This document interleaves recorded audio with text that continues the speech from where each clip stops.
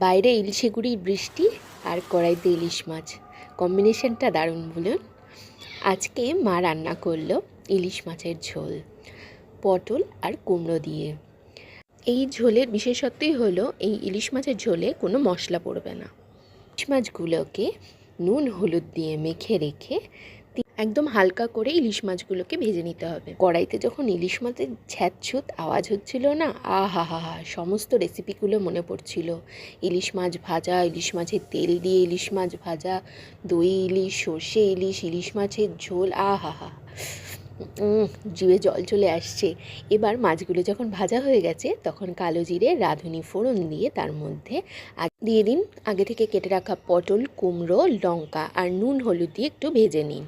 ভাজা হয়ে গেলে তার মধ্যে পরিমাণ মতো জল দিয়ে দিন। এবার যখন ঝোলটা ফুটে উঠবে তার মধ্যে দিয়ে দিন ভাজা মাছ আর দিয়ে দিন এবার চালের গুঁড়ি দিয়ে